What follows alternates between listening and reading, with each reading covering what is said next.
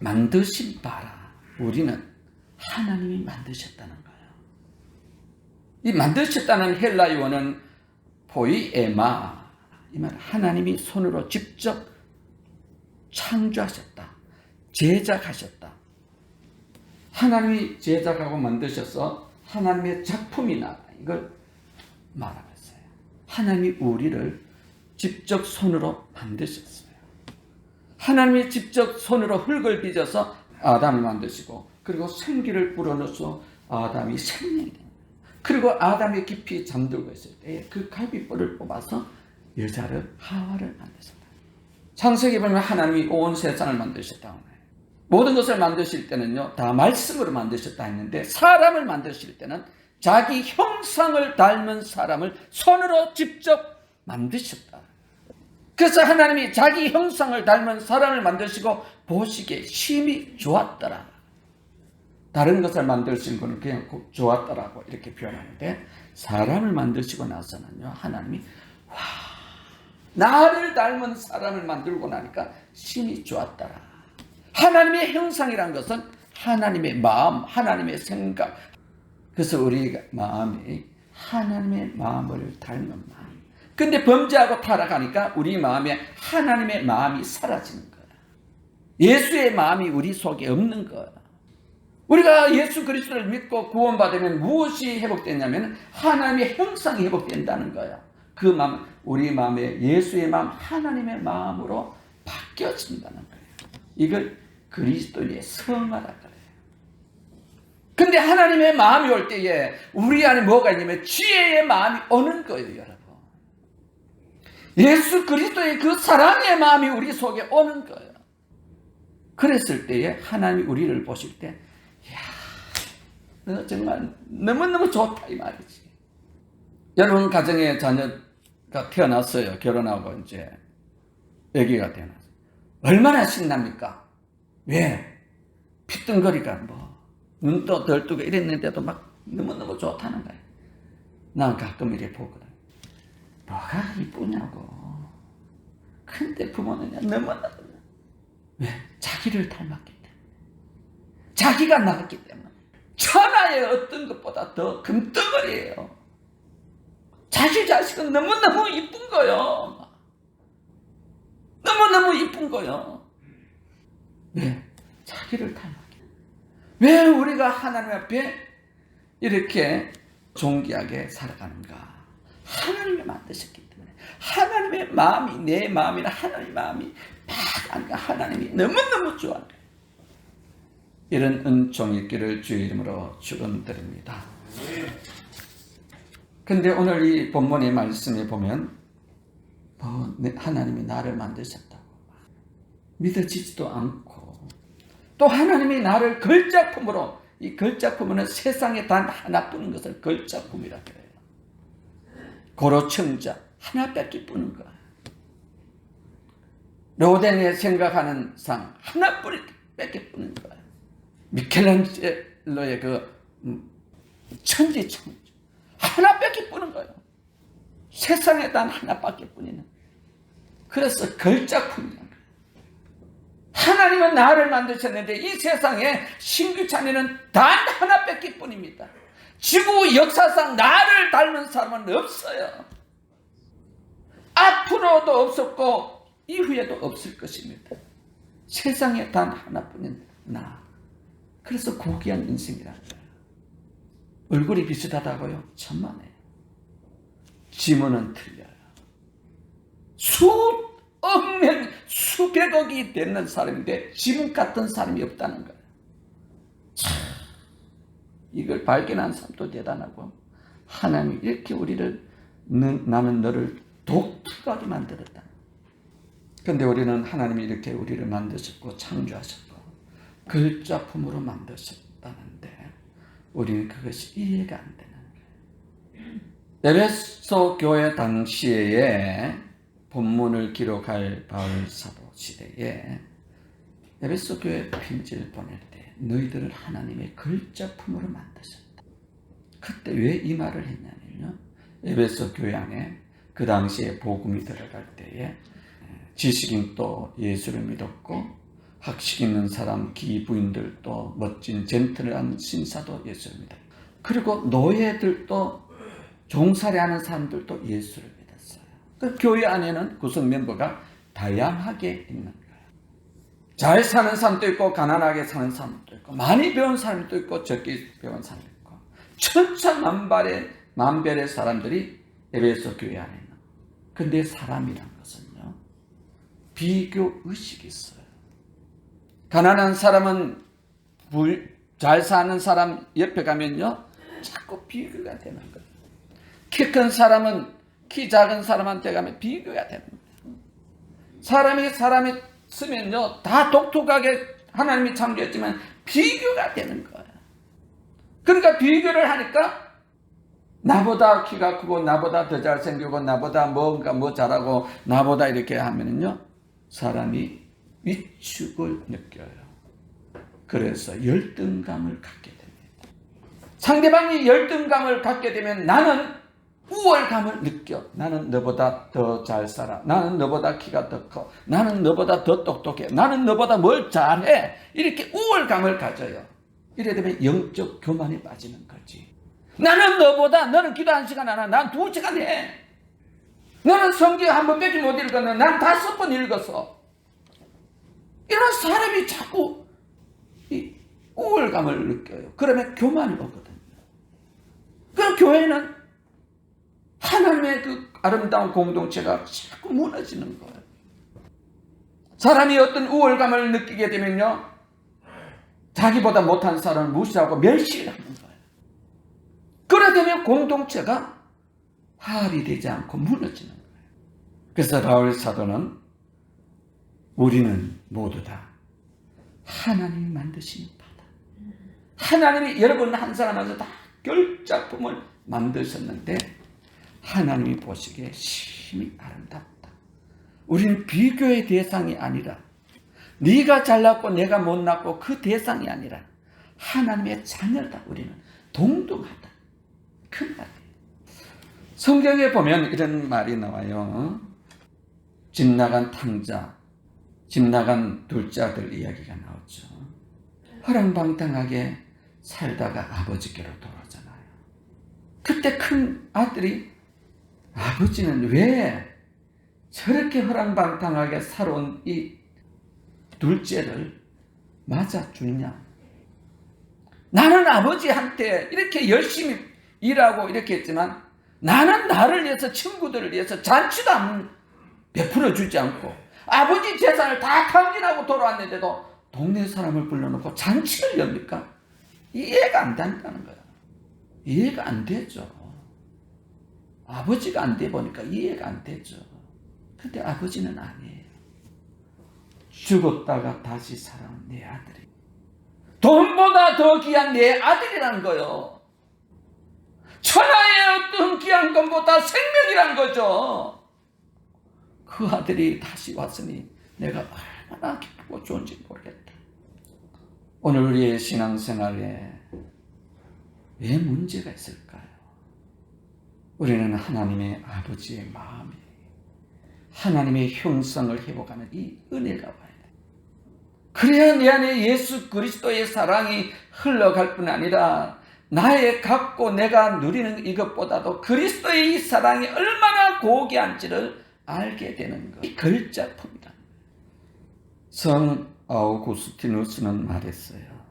사람은 높은 산과 푸른 바다와 거대한 파도를 보고 굽이굽이 치는 강물과 강활한 그 대지와 그 하늘에 떠오른 태양, 그 밤하늘에 반짝이는 별들을 보고 사람들은 그 광경에 감탄을 한다는 거예요. 와! 근데 정작 감탄해야 할 자기 자신의 존재에 대해서는 늘 실망하고 좌절하고, 정말 감탄할 것은 내 자신을 보고 감탄을 해야 됩니다. 내가 얼마나 아름다운지. 나이가라 폭포보다 더 멋있는데 저 강활하게 펼쳐져 있는 그 사막보다 내가 더 멋있는데, 저 웅장한 중국의 장가게라는 건 아나요? 거기에 가면 와 하다 막 놀래 자빠지는 게 장가게라는 거야. 너무 귀한 절벽이 있으니까. 내 인생이 장가게보다 더 못하네. 내 안에 예수 그리스도의 사랑, 하나님의 은혜가 내 안에 정말 예수 그리스도님이 나와 함께하는 이 모습이 얼마나 멋있고 장하라고. 그런데 자기 자신은 늘 시무룩해 있다는 거야. 그러니 얼마나 답답합니까? 하나님은 이 우주 모든 만물을 창조하시고 보시기도 물론 좋았다지만 내가 너를 만들고 나서 너무너무 감탄했다는 거야. 우와, 아담, 우와, 너무너무 멋지다. 지금까지 창조한 것 중에 너가 가장 멋있다. 그러면서 우리 하나님은 아담에게 복을 부어줍니다. 창세기 1장 27절과 28절에 보시면 하나님이 자기 형상 곧 하나님의 형상대로 사람을 창조하시되 남자와 여자를 창조하시고 하나님이 그들에게 복을 주시며, 하나님이 만드셨기 때문에, 하나님의 창조물이기 때문에, 하나님이 사랑하는 사람이기 때문에 하나님이 복을 주신다. 성경에 보면 하나님은 우리 사람에게 아낌없는 복을 주십니다. 나중에 하나님은 자신이 온전히 그 생명을 나를 위해서 십자가에 죽어주십니다. 이것이 하나님 아버지의 마음이에요. 그러면서 너는 이 세상에서 존귀하게 살아, 복되게 살라고 하신 것이 하나님의 마음이에요. 여러분도 그렇지 않습니까? 여러분의 자녀에게 아낌없이 주잖아요. 죽을 때 누구에게 다 줘요? 자식에게 다 주는 거지. 전 재산 누구에게 주겠어요? 저에게 줄 사람 없잖아요. 자식에게 다. 우리 하나님 아버지께서는 나를 하나님의 자녀 삼아주시고 하나님이 보시기에 좋아, 하나님의 마음을 닮은 하나님의 속사랑이 있는 너에게 내가 다 아낌없이 줘. 그래서 마태복음 7장 9절과 11절에 보시면 너희 중에 누가 아들이 떡을 달라 하면 돌을 주며 생선을 달라면 뱀을 줄 사람이 있겠는가. 너희가 악한 자라도 좋은 것으로 자식에게 줄 알거든 하물며 하늘에 계신 나의 아버지께서 구하는 자에게 좋은 것을 주시지 않게 하나님의 마음, 지혜를 우리에게 주시고 성령을 주시고 예수 그리스도를 주시고. 그래서 요한 3서 2절에 보니까 사랑하는 자여 내 영혼이 잘된 같이 내가 범사에 잘 되고 강건하기를 내가 간구하노라. 잘 되게. 오늘 우리 인생에 남은 생애를 살아갈 때에 어떻게 살아야 복된 생애를 살아갈 수 있을까? 우리는 하나님의 이 놀라운 형상이 회복되기를 주의로 축원드립니다. 이게 5만 원. 이 5만 원인데요. 이게 구겨도 5만 원이에요. 이걸 발로 밟아도 5만 원이고요. 여러분이 오늘날 가정신앙을 침을 뱉고 가래침을 뱉어도 5만 원이에요. 이게 찢어져도 5만 원이에요. 찢어졌다고 버리겠습니까? 응? 이런 바보가 어디 있겠어요? 혹시 이거 이렇게 화장실에 갔는데 뒤를 닦았다고 버리겠습니까? 버리겠냐고. 소위 말해서 더러운 오물이 묻었다고 이것을 버리겠냐고. 화장실에 씻으면 돼요. 테이프로 붙이면 돼요. 구겨진 것을 사기가 미안스러우면 다림질 해보면 돼요. 오늘 우리의 인생이 그렇다는 거예요. 하나님의 걸작품으로 우리가 만들어졌어요. 예수님이 내 안에 오셨어요. 우리가 인생을 살다 보면 때로는 구겨질 수 있고요. 무진 멸시야 무시를 당할 수도 있어요. 인생을 살다 보면 우리 인생에 오물이 묻을 수가 있어요. 어떻게 깨끗하게 완벽하게 살 수가 있습니까? 살아가다 보면 죄도 범할 수가 있는 거지. 그렇다고 하나님이 우리를 버리시겠냐고. 나를 위하여 십자가에 못 박혀 달려 돌아가신 그 예수님께서, 그래 인간아, 내가 너를 위해서 십자가에 못 박혀 달려도 너를 죄를 이렇게 깨끗하게 해줍니다. 또 죄를 지어? 이 나쁜 인간 같으니라고.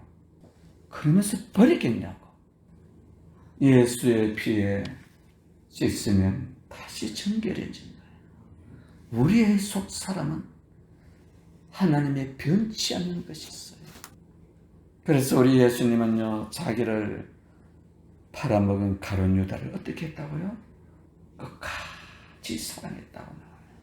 사람들이 보시기에는 우리는 어떻게 하는지 모르겠지만, 사람들과 비교하면 우리는 너가 잘나고 내가 못나고 비교해야 되지만, 하나님이 보실 때는 너는 나의 존귀한 자녀다. 그래서 우리의 신앙이 깊어지면 깊어질수록 하나님과 나 사이에 그 아름다운 관계뿐 아니라 내 안에 있는 이 은혜가 그 상대방에도 흘러가는, 상대방도 이뻐지는, 그래서 상대방의 허물과 실수도 용납해주는 그런 은총이 있어요. 오늘 우리 인생 살아가다 보면 때때로 일이 잘 안 되고 어려움을 겪을 수도 있습니다. 때로는 멸시와 천대를 받고 비웃음거리가 될 수도 있습니다. 그래도 우리 하나님은 나를 사랑해 주시고요, 우리의 인생에 가는 길 늘 함께 해주시고 축복의 통로로 쓰여지고 있습니다. 베드로전서 2장 9절에는 너희는 택하신 족속이요 왕같은 제사장이요 거룩한 나라요 그의 소유된 백성이라고 말하고 있어요. 그러므로 오늘 우리 인생 하나님이 나를 지으셨고 만드셨대. 하나님이 보시기에 정말로 그 작품이다. 나는 너를 보니 너무너무 기쁘다. 이런 우리의 영혼의 새로운 회복의 역사, 하나님의 형상으로 회복되어지는 이런 축복이 있기를 주의 이름으로 축원드립니다. 찬송 305장입니다.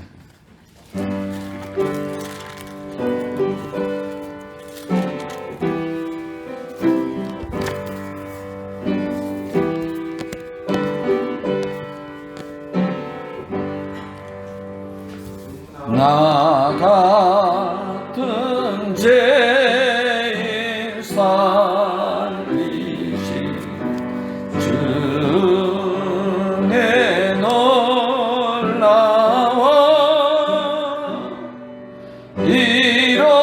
잃었던 생명 찾았고 광명을 얻었네. 큰 죄악에서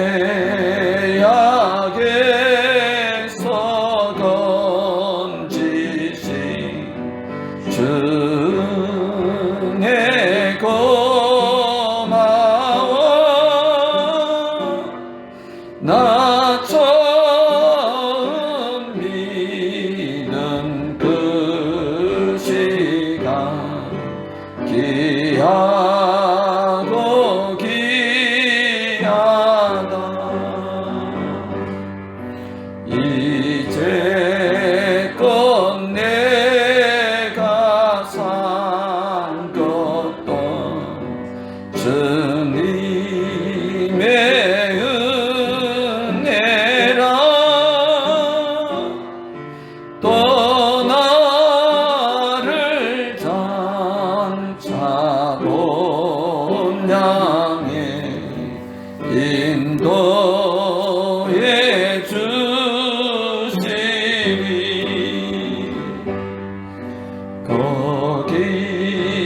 거기서